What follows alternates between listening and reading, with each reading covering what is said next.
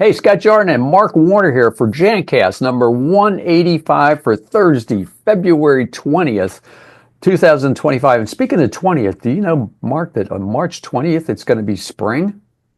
I like the sound of that. This Oh, weather yeah. has been crazy. Yeah, that's for sure. Hey, speaking of crazy, we won the Super Bowl. How about that?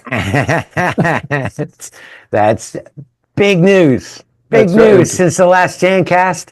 Yeah, and shout out to all the fans in the Philly area. They had over 1 million people at that parade. Of course, I watched it on television. But We had unfortunately, because we operate on a 4-day work week, we were really worried we were going to have to give people the day off because they were talking about the parade being on Wednesday or Thursday. But fortunately, the weather was bad, so they had the parade on Friday. So we lucked out.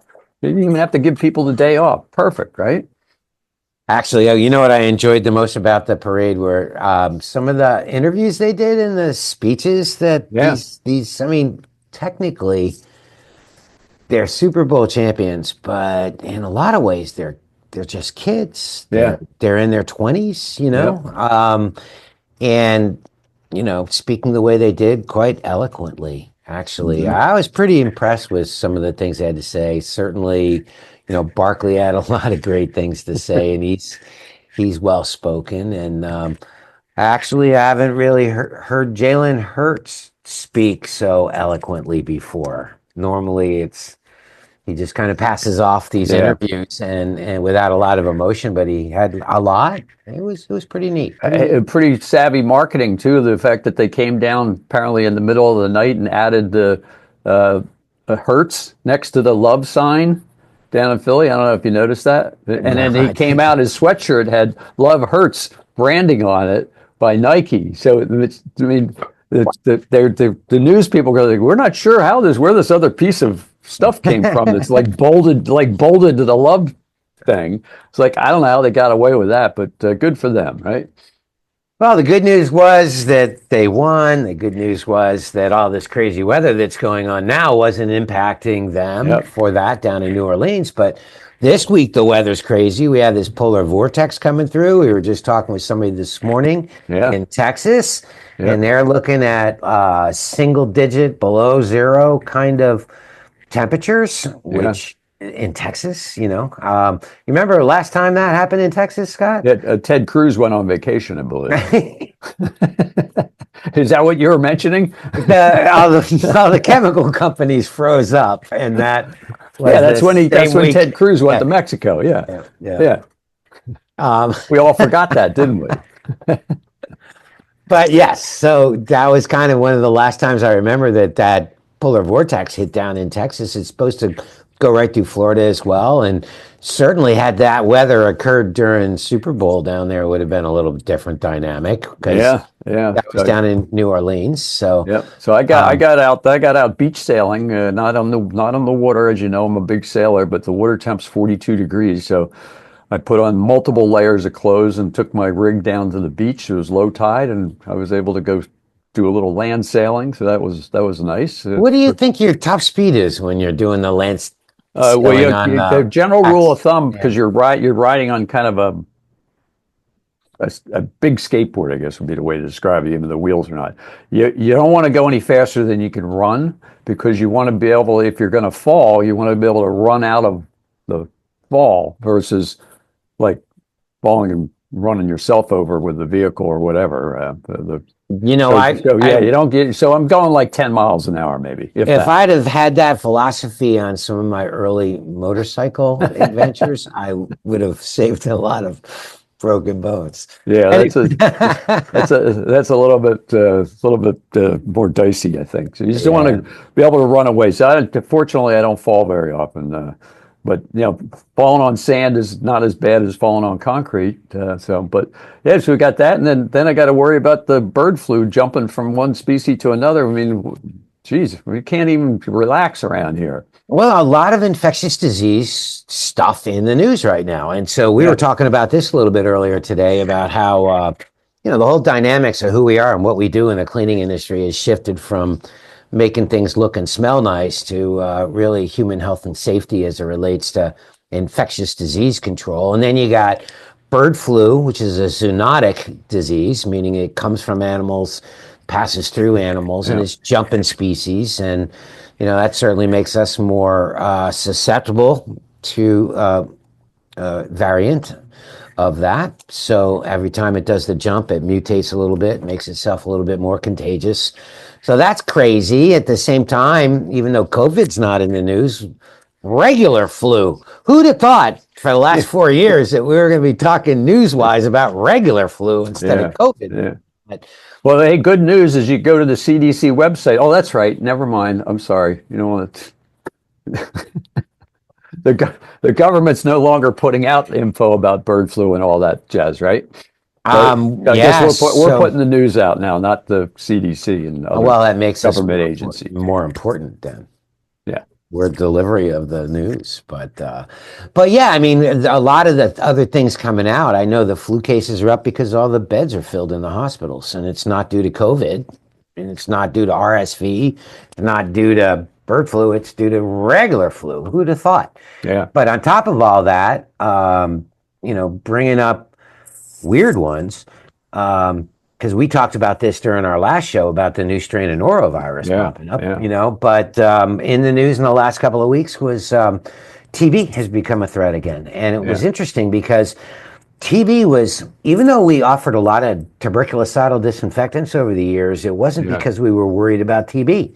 Yeah. TB was almost non-existent except in some third world countries, but it was used as a benchmark of the efficacy of a disinfectant, how Right. strong, what's the octane rating of that fuel, for example. And TB was what we wanted if we were dealing with bloodborne pathogens or blood and body fluid spill cleanup. Hell, it's what we have in our pathogen compliance center. Yeah. Eric 75. Yep. So Yeah. the idea was we used it as a benchmark, not because we were worried about killing TB, but apparently this new TB outbreak's got the possibility of, because it's an airborne, it's got the possibility of being a little bit more rampant. So some of the horror stories, the crazy predictions are, that could make its little cycle of the world. Who knows? And if so, that'd be a little scary too. Luckily, we have the right kind of weaponry for it now. In fact, we have a lot more knowledge about how to fight airbornes now Yeah. than we ever used to. But a lot of that's been incorporated in the S410 infection control standard, which just went out for its second public review. Yeah. What are you going to do? What are you going to do with your spare time now that you're now that I don't have to do 250 weekly meetings to get it done. Yeah, there's probably new standards that are coming along. I do get passionate about staying on top of standards. What can I say? Yeah. But yeah, but that one's out for its final review. That's only a 2-week period, and then out to be published. The S400 cleaning standard was published. There's the book, Yeah. Nice. and my name's in it. Of course, it should be for all the time you put into it. Yeah. Yeah. Well, Okay, well- I got to actually credit where credit's due, since I kind of plugged myself on that. That really, the credit goes to the entire consensus body. And the chair was Perry Shimanoff, and the vice chair was Todd Stoneking. And they were really at the helm. I was just an able-bodied assisting consensus body member, There you go. so to speak. Yeah.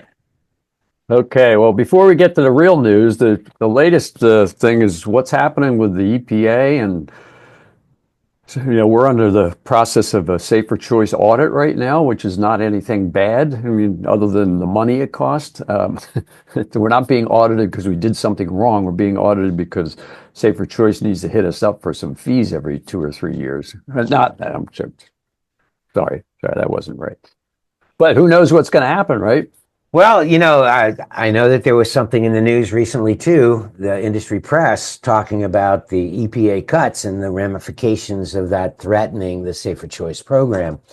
So, and with all the job cuts and all that kind of stuff, I mean, it is something that makes you wonder about it. I know there's been a renewed effort to go down the path of green and sustainable products. That was, Gavin McGregor Skinner was driving that, Stephen Ashkin driving that. But the question is if the wind is being taken out of the sails. That was for you, Scott. The wind taken out of the sails of the EPA. Does that have an effect on, safer choice, which is part of the EPA? Yeah. Yeah. So that's something we all got to watch pretty closely, because the idea behind less toxicity and something better for the environment and safer for people to use and work with, is still viable. Yep. And a lot of companies have voluntarily moved in that direction, which is a great thing to say about the cleaning industry in general and its ethics. But third-party certification became an important element of that too, in certain government agencies that required that.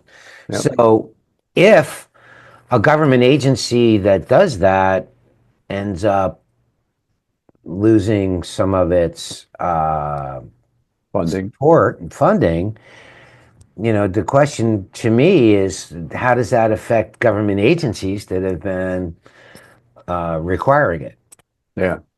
Yeah. Well, How it's does an that change? interesting situation because not only are they stopping future funding for things, they're stopping funding that was already awarded for things. So I wonder what's going to happen with that ISSA Penn State thing. Is that in jeopardy? Because apparently they can take money away that was already awarded versus new money going Well, forward. So it's going to be interesting to see, right? that was $1.2 million grant that was Right. given to the ISSA to Dr. Gavin McGregor Skinner. We did a Jancast with Yeah. him. Yep. And yeah, I saw that on the news too, Scott, and the same thing went through my mind. Like, I wonder if they can withdraw that. Like, that would be terrible Yeah. for Gavin and all the effort that he's put into driving that. But who would have thought, Scott, that 20 years ago we'd be having conversations like this? Why am I Yes. bringing up 20 years? Well, 20 years ago this year, now we'll come up on the official date, September 14th. But so back 20 years ago, September 14th, 2005, we put out the first Jancast, which was pretty exciting. And I actually posted it up. So we went back just recently, and we've been talking about it a little bit, but went back and previous to 2 weeks ago, if you wanted to subscribe to Jancast, you could do it through YouTube. But now we put up the audio versions of the most recent podcast. There's 5 or 6 of them up right now. But I've also posted up the first Jancast, which is pretty cool. And it wasn't easy doing the work back then, right, Mark? No, actually, I was thinking about that this morning. We were chatting a little bit about the kind of equipment we even had available to us. It was just iPhones and mic stands, and you had all kinds of gadgets you plugged into your iPhone. You made it look like a transformer. Yeah, so I had a little microphone that would plug in the bottom of the where the power was supposed to be, and that was like our portable recording studio. We also had a pretty fancy digital recording studio with microphone stands, and we had headphones and everything. We did a show from the podcast from the ISSA show, and I remember my dad commenting to John Garfinkel, he's like, "Are we in the chemical business? It looks like we're in the entertainment business over here." So he couldn't quite understand. That's coming from a guy that invented. This is a cassette tape. My dad was ahead of his time. He would put out these cassette tapes every now and then on new products. Where what are we doing? We're doing podcasting. Well, he would send people.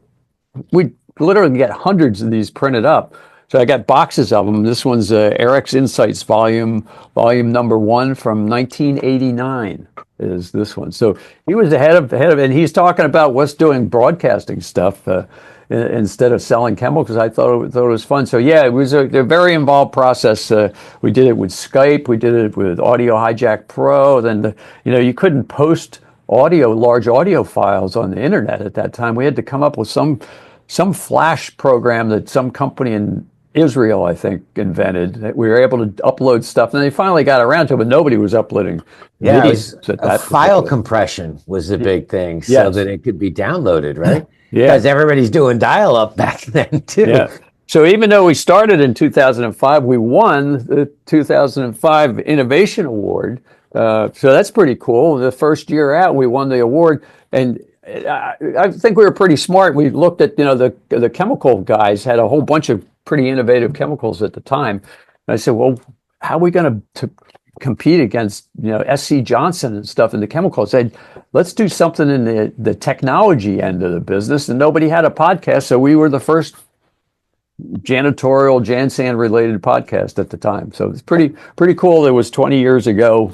And now we're kind of coming full circle back. And it's great to see people are actually downloading the audio file version. We'll put a link in the show notes for it. But you can search on Apple Music, Spotify, any of the podcast playing platforms you got. Look for Jancast.com. There is another Jancast out there. It's some weird medical device company of some kind but you look up under Jancast.com and you can subscribe to us and download it whenever you want. So we're famous. So we did roughly 75 audio shows.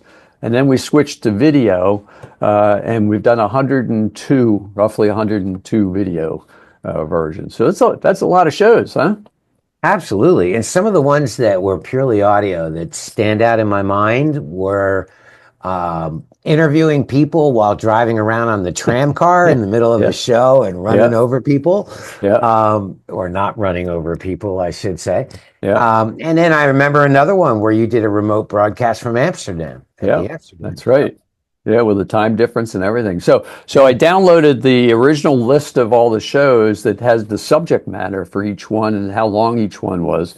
So I'll publish that. I'll put that on the site as well, because the cool thing about it is ChatGPT, my best friend, it created different categories for the podcast. So I have a list that's just numerical, show number 1 through show number 189 or whatever it is. But then I have another version of the thing done through ChatGPT, and it actually sorts it by, I think there's 6 different categories. So it's pretty cool. And when I have them all loaded up, you'll be able to search by category or whatever. So it's, pretty cool stuff. We have that one show where we just thought of all kinds of crazy stuff that we'd like to see invented, like the chairlift that didn't require a chairlift wires and everything. We could just hop on and remember all those crazy? Yeah, the chemical you spray on grass so it only grows 2 inches tall. You never have to cut your grass again. Those are the good old days, boy.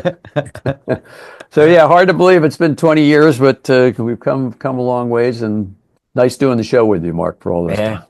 I've enjoyed it. Thank you, Scott. So thanks for everybody tuning in. And if you haven't heard the show number 1, it's not the most exciting one, but it kind of outlines, it's just me talking about what the show is going to be like coming forward and all that. So really cool that it's been that long. 20 years is a long time. Fascinating. It's hard to get your arms around. Yeah. Anyway, and we may have some listeners that date back 20 years. If so, we'd love to hear from you. There you go. Okay, well, thanks for joining us today, and thanks for everybody tuning in. Thanks for being with us for 20 plus years. And a shout out to JK. If he's still listening. All right. Thanks, everybody. Okay, see you guys.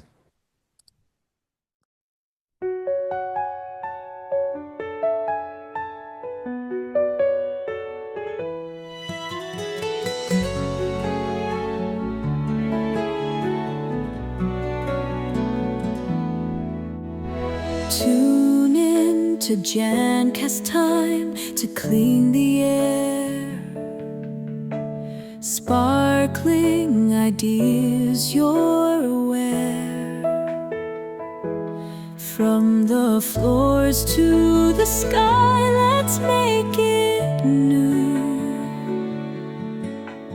Jancast will see this mission through. Jancast.com, where clean begins. Podcasting dreams where fresh winds. Eco thoughts and healthy spins. Jancast.com, let's dive in. Dust off the doubts and shine the day. Insights clear to light our way. From scrub to eco tips, bright and true. Jancast here for me and you. Jancast.com, where clean begins. Podcasting dreams where fresh winds. Eco thoughts and healthy spins. Jancast.com. Let's dive in.